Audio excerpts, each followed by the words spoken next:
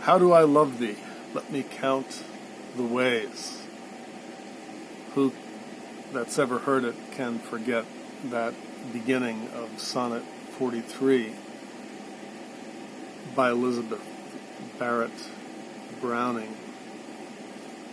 Well, after she asks the question, how do I love thee? Let me count the ways, that romantic British poet goes ahead and counts the ways. I love thee to the depth and breadth and height my soul can reach when feeling out of sight for the ends of being and ideal grace.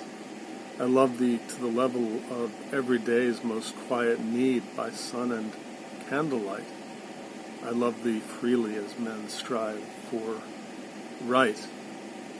I love thee purely as they turn from praise. I love thee with the passion put to use in my old Greece and with my childhood's faith. I love thee with a love I seemed to lose with my lost saints. I love thee with the breath, smiles, tears of all my life, and if God choose, I shall but love thee better after death. I suppose she was writing about her husband, John, or her to-be husband, but I don't really remember if that was written specifically with him in mind or not. Hopefully, for his sake, it was. But it's one of the enduring poems of the Romantic period. Well, when I was writing the sermon on Luke 17, which was the healing of the 10 lepers by our Lord Jesus, you may remember that story in which only one of the 10, when he realizes that he has indeed been healed by Jesus, comes back to say, thank you.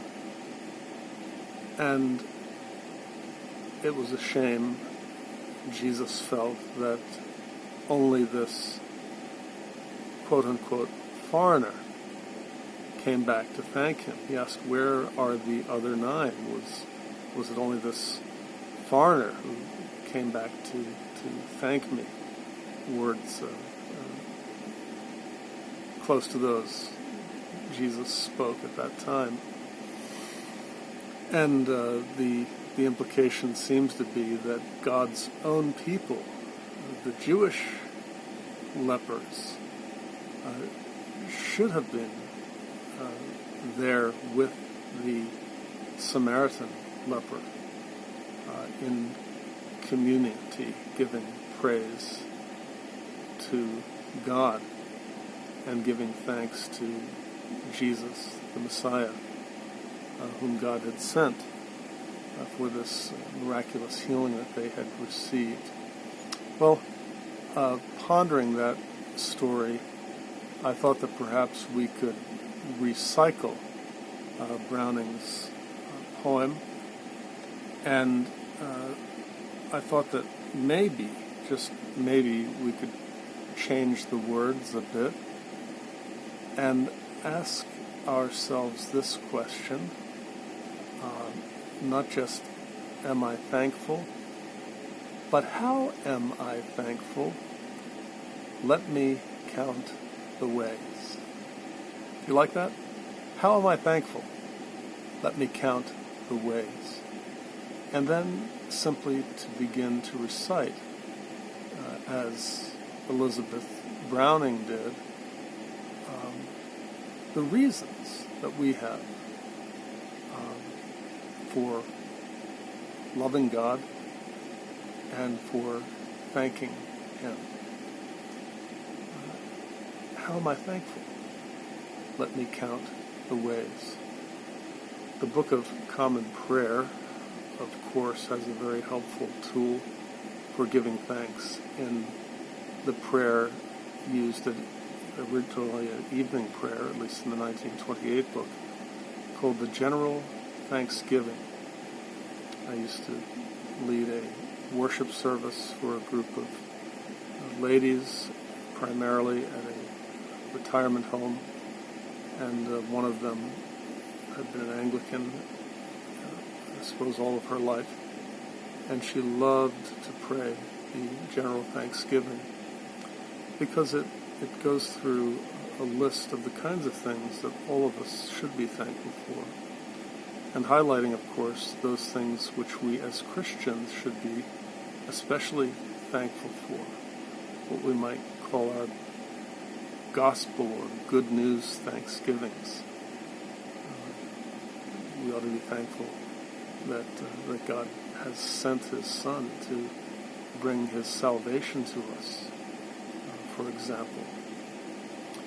But it's interesting, not just interesting, but worth making note of, that the general thanksgiving in the Book of Common Prayer also leaves room for us to give thanks for things beyond the scope of God's mighty work in salvation. It gives us space to recognize the hand of God in the everyday blessings that we have received from His hand. And so it makes a great pattern if you're having difficulty coming up with something to be thankful for. The general thanksgiving in the 1928 Book of Common Prayer is a good way to prime your pump. And then once the pump has been primed, if it's working properly, a whole lot of other thanksgivings will flow forth along with the general thanksgiving as a set prayer. Well, how am I thankful? Let me count the ways. Try it this week and write us and let us know how it goes.